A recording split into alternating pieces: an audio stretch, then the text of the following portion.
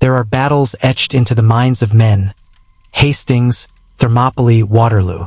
But some battles, the ones that truly reshaped history, were never meant to be remembered. This is the story of one such battle.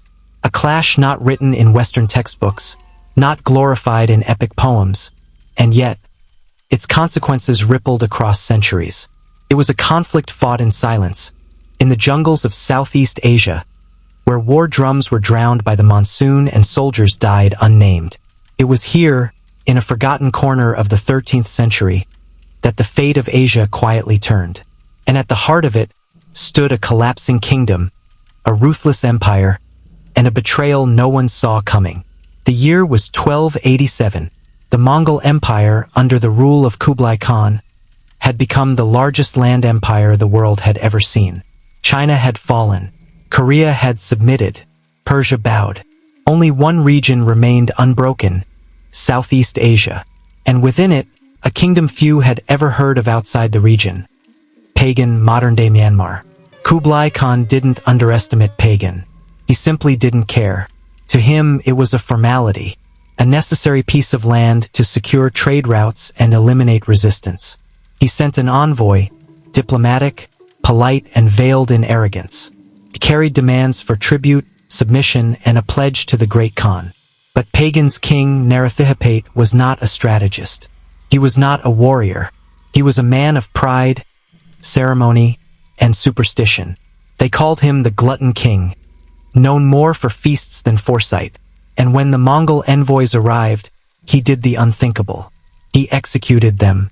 The Mongol response was inevitable: swift, cold, brutal. A Mongol force was assembled. Not the largest army, but one handpicked for speed, ferocity, and psychological terror. Commanded by experienced generals, they swept down from Yunnan into the Irrawaddy Valley. And the Battle of Ngasaunggyan began. But this is not where the story ends. This is where it starts to twist. Because what happened in the jungles and valleys of Pagan was not a simple invasion. It was a battlefield experiment, a test. And Pagan was never meant to survive it. The Mongols arrived expecting easy conquest. But instead, they encountered something else. Something they hadn't seen since the steppes of Eastern Europe. Resistance. Not from the king, but from his generals, men whose names never entered the chronicles of the West. General Ananda Payasai and General Yaza Thingyen. Men who understood their king's incompetence and who knew that Pagan's only hope was not in defense, but deception. They knew they couldn't win a traditional battle, so they chose a different path. They turned the landscape itself into a weapon. The Mongols marched into an empty city. Pagan was silent, gates open, streets deserted. Not a soul in sight, but in the mountains above, the jungle waited. Traps were laid, bridges were rigged, the rivers, swollen with rain, had been diverted. Then the killing began.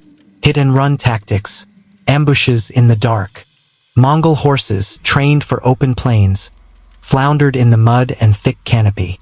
Supply lines were cut. Psychological warfare began. Drums beating at night, whispers in foreign tongues, strange lights on the ridges. The Mongols were not used to fear, but now they couldn't sleep. And yet it wasn't enough. The Mongols adapted. They retaliated with fire, burning villages and fields, turning the land into ash. Starvation followed. Disease crept in. What began as conquest turned into chaos. Both sides bled, but one had more to lose. Then came the betrayal. In the final month of the campaign, General Ananda Payasai sent word to Kublai Khan. He would surrender Pagan in exchange for a governorship under Mongol rule. In secret, he blamed the king for the ruin of the kingdom and promised peace, order, and tribute if only the Mongols would recognize him as ruler. Kublai agreed, but Payasai lied. While the Khan waited, Payasai returned to Pagan and assassinated King Naruthihipate, poisoned at a banquet in full view of his court. The glutton king fell face first into a plate of honeyed rice. Panic erupted. The nobles fled. The dynasty crumbled. But Payasai never became ruler. He disappeared that night, never to be seen again. Some say he was executed by Mongol spies for breaking his word. Others say he faked his death and escaped into the northern forests to avoid the wrath of both empires. And so Pagan fell not to a foreign sword, but to an internal dagger. Kublai Khan didn't bother sending a second army.